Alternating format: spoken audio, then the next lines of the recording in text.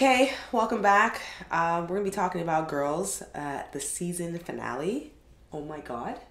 Oh my god. Oh wait, my god. who are you? Oh, sorry. I'm Keisha. I'm Harpreet. Okay. I'm sorry. I just... Good look. Just you know, good look. Just how we go with tradition. I'm still boggled by episode 10, so I wasn't caught introducing myself, but it was awesome. Yeah. Where do I even begin? Okay, I would begin... Let's start with Shoshana. Yes. Shoshana and Ray. Yeah. Yeah. Still holding on. That whole... Like, everybody was sexing in this episode, pretty much, which I'm okay with. Yeah. So, yes. So, while everybody was having sex, that was one of their sex scenes kind of thing where she's kind of like... Again, you know what I love, her Tourette's. Yeah. Her little cool... I call it cool Tourette's, because not totally Tourette's. It's cool Tourette's that she has. Because she can control it. And it's got kind of cuteness to it, right? Because I don't want to insult Tourette's people think it's actually Tourette's, which it's not. But, even when he's like, slamming her from behind, she's kind of like, you could finish if you want. You could just finish before me. You know what I mean? Like, she's so freaking weird. I love it. But anyways, and just like the fact that you're rolled up in your bed like this. Yes. And your boyfriend's trying to hump you. I mean, shouldn't that give your partner some sort of indication that maybe tonight's just not the night? This is Ray we're talking about, right? This is Ray we're talking about. He is so Fair self-involved and just so about himself. Except when actually he's not that selfish, because he seems to be really about Shoshana anyway. But on a general standpoint, it would not surprise me for him to even slam her when she's not even awake. Personally. I think if she was damn well sleeping, Ray would just finish that all off. Yeah. And turn it over and said morning to her the next day. That's what I think. But that whole thing, it just... we're going to skip ahead because I know that they're more at the end too, so we can talk more about them. But that whole scene was just messed up. Since everybody's sexing in this one, even before the sex stuff, the phone call that the publisher had with Hannah. So that whole suing thing, you know what I mean? Like, that was insane, right? That's kind of freaky. It's a little scary. Yes. Because the thing is, on one hand, she's trying to balance and battle her mental health issues. Right. Overcome them. Yes. And on the other hand, she's trying to, start her career and finish the job that she's been paid to do. Right. And on top of that, somebody else is pressuring her to do this job and doesn't care. So obviously they don't care because it's the employer, but it's tough, Yes. I actually felt that was the first moment in a long time that I actually felt sorry for Hannah, because I think she's pretty much self-indulged and self-absorbed, even though another character in the show said that during this episode, but we'll get to that too. But that was the first moment that I felt bad for her. I'm thinking, okay, she's really battling this whole I don't think just OCD, but just procrastination in general. Like, she just procrastinated. Like, even when she's starting to write, and then she decides to, I know we're fast forwarding a bit, but she starts to even cut her hair, and then she's eating the Cool Whip. Like, she's doing everything but what she's supposed to do. Yeah. And I connected with that, so I'm thinking, oh my god, that's me procrastinating. Like, procrastination is one thing where you just sit in bed and say not do anything, but when you start doing a whole bunch of other things instead of what you're supposed to be doing, that makes it even worse because you're getting even farther away from your goal. That's right. You know what I mean? Like, so I felt, again, I still like the publisher because I think in the entertainment industry, that whole honesty thing, you have to go with that. Yeah. So I don't think he's not being... Well, it's his job, he's not being more of an asshole than he should be, right? Yeah. But I still felt... that was the first time I was kind of like, oh, Hannah, girl, can you do it? You gotta write some pages. But you know what? It's hard. I mean, like, from artistic standpoint, I mean, I think you and I can both, we can both share that feeling with her, artistically, not even artistically, in general in life. Right. When you're under the gun to do something and to get it done by a certain time, and if you want to give something, unique and, something different, it's hard to deliver if you're under pressure. So I can understand where she's coming from. Yeah. I felt bad. The pressure. Yeah. And then she's trying to, like, as per usual, which I think we all do, trying to Google everything too. Like, what she's thinking is, like, is that buzzing real? Is that whatever? She's trying to Google, it's like, again, doing everything except what she's supposed to do, because it's easier for her to Google and diagnose herself what she's going through. It's easier for her to sit there and eat the Cool Whip. Yeah. right? Or sit there and cut her hair or attempt to cut her hair kind of thing, which that part was funny. She's like, that looks okay. No, it doesn't. No, it doesn't. She's looking at the picture. She's cutting her hair. And it's almost like her face makes it look like the picture that she sees and what she sees in the mirror is almost similar. Yeah. But not. No, but not. I've done better jobs on my Barbie dolls when I was younger because I used to like chop their hair too. And when I was looking at that, I'm like, oh, I think I tried to do the same cut on Ken. But it was ugly. Yeah. It was horrible. But again, I felt it's weird because you know I've talked about, I'm like, oh, I think she's so Hannah's so self-absorbed, blah, blah, blah. I really felt sorry for her that episode. Yeah. I really felt bad. I feel she was really battling here. Even when she called her dad who's always like he's so like, Hannah, you know, like, let me help. He's always at her defense. And you know what, though?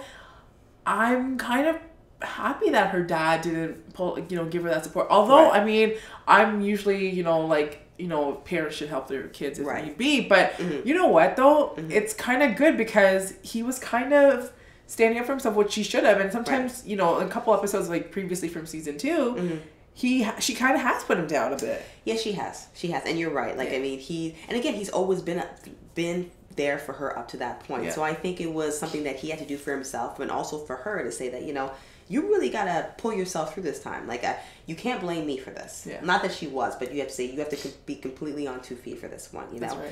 But of course, I love him. I love the father. I think the father's awesome. But it was the first time I see him say, okay, you gotta take care of yourself. So that was tough. How about Adam? So let's go back to the next sex scene. I guess the first sex scene with Adam and his girlfriend. Yeah. So I was shocked to see that, first of all. So I'm thinking after that whole crawling business, I thought she was still there. She was still there. And I was really shocked she was still there. Yeah. But I think she's trying to teach him that, listen, we can still have sex and we can still get a little raunchy, but you don't have to demean me for it to be sexual. Yeah. Like, I think that's one of those things. But you could tell it wasn't... He got bored. He got bored. He looked like he was getting bored because like she's explained, like, do this, do that. Yeah. Which, I mean, rightfully so, she has to, because she has to find pleasure in it herself. Exactly. But for him, he just looks like that's not his cup of tea. It's just too funny the way she's in bed and he's doing his thing, and he's like saying, "Oh, you like my cock?" She's like, "Yeah." She's like, "Oh, you're gonna be my whore?" She's like, "Oh, no, okay, no." It's like you can almost hear the records move out, like, "No, I'm not gonna be your whore." You know what I mean? Like, you can almost hear it. I can also imagine his like penis like going down like that, like kind of shriveling up. That's when you get the butt penis where it just goes into the butt crack. Kind of thing. Not that I've ever seen it. Okay. Yeah. So then now Charlie and Marnie. Yeah. With that whole thing. Yeah, that was I felt it for Marnie. Yeah. That whole like, oh, so are you telling me like we're not dating? It's just casual sex kind of thing. Yeah. But at the same time, I'm thinking, oh my gosh, we've been here before with Booth. Like, you need to stutter step to it. You know what I mean? Just a bit, right? I was like, you're doing this again. Yes. Mm-hmm. You're moving too, like, you're just too much. Right. It's you got to pull back. Right, exactly. But then what happens? He wanted to get back together with her, which I did not expect that. But he loved. You know what? How could you not though? Seriously, how could you not? He like been, even though like he had a girlfriend. Mm-hmm. He ran after his ex-girlfriend when she tore Marty apart, pretty much. Right. Or everybody did for that matter in that episode. But true. And then she was like, "No, I'm with Booth," and then he got pissed off. Then he ran back to his girlfriend. Yeah. I don't know, like, maybe I'm a vindictive bitch, but I'm just like, she screwed you over. Like, I was hoping that he kind of slammed her, but later on she'd be like, yo, you were dating me? Like, yo, I just bitch slapped you, that's it. I'm out of here kind of thing. But he didn't, right? So I was kind of like... But, like, he's caressing her. He was caressing her arm, saying, I mean, like, if you're saying we're casually dating, or sorry, not dating, casually having sex. Having sex, yes. Then, I would think of you as my friend, not my friend who, like, just, like, hey. No, that's true. Like, but again, we're dealing with guys, too, right? So, I mean... They gotta keep it going. They gotta keep it going and get you in the mood. They can't really, be standoffish, right? But then she said to him, "Oh, I want to have your brown babies." I was put off by that. I'm like, when is he brown? What is he, anyways? That's what I was confused. I'm like, I sat there. I'm like, I know this is probably not the point, but isn't he just white? Yeah, that's what I thought. When she said that, she's like, "I want to love you. I want to have your brown babies." I was like, that's one of my records. But I'm like, that's what the non-white people actually think. Yeah. What is he? Like, white people continue watching, like, "Oh yeah, that's a good scene." They go to the next one. I'm just like, what? brown babies. Is he? That's a term, not for non-white. But anyways, is he?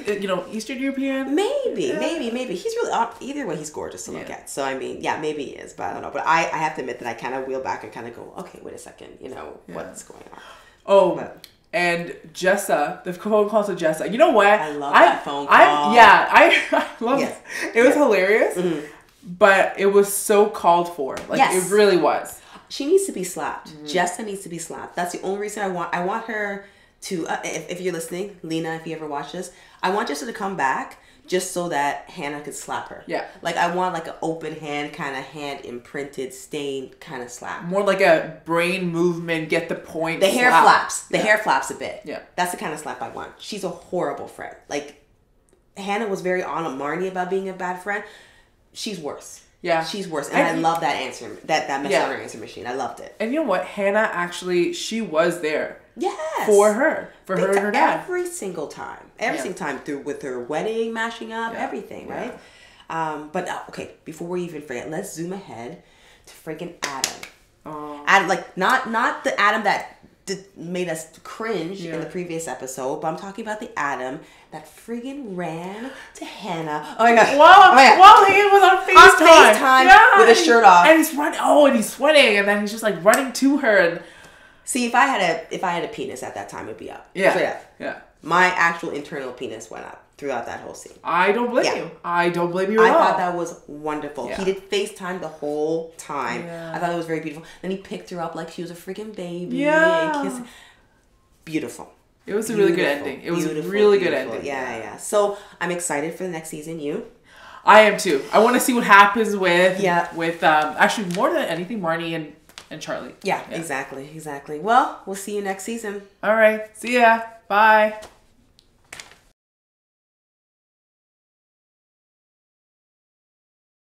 So I'm looking forward to see Shoshana be a big whore in season 3. A big whore. A big slutty whore. Yes. I'm looking forward to it because, I mean, look at the guy that she kissed at the end. So, yes. She just grabbed him and kissed him. Her vagina's free, man. It's flapping in the wind, man. That's what happens. You get the flower, man. Flapping in the wind. Yeah. So, she's going to be a raging whore.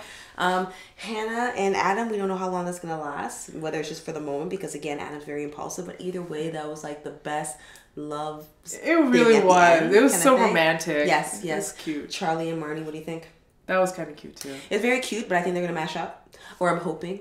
So you think she's going to get tired of him? No, I think he's probably going to come to the realization, like, listen, you're going through like a stage where you're thinking you're doing all the stuff. Yeah. You're really not at the you're just looking for something familiar, and I'm not your familiar thing. I'm not your leaning post. Right. Get to me when you actually have resolved all your issues. I think. Because I think right now it's an impulsive thing on her part. She went from not wanting him to all of a sudden, you're all who I'm thinking about. Yeah, you have a job. You're homeless. Yeah. There's so much things not working out for you, and he's working everything out for him. That's what I think. And that was fast too. Yeah. But do you think Jessica's going to come back? She comes back, I want to bitch slap her. When she comes back, I just want to bitch slap her. If I could get a walk on roll. If I could go on there and just and then come back around again. Yeah. And probably do one more time. Yeah. So just 3. I'm not greedy. And then come back around and then one more time. And then I'd be fine. Yeah. I'd be like, okay, I'm sorry. Oh, whoa, what happened? And just walk away. Just too much. Yeah. Kind of thing. Yeah. That's pretty much it. So that's season 3. Yeah. That's pretty much, I'll be okay with that. I'm looking forward to it. Yeah, me too. We'll see you in season 3. Bye.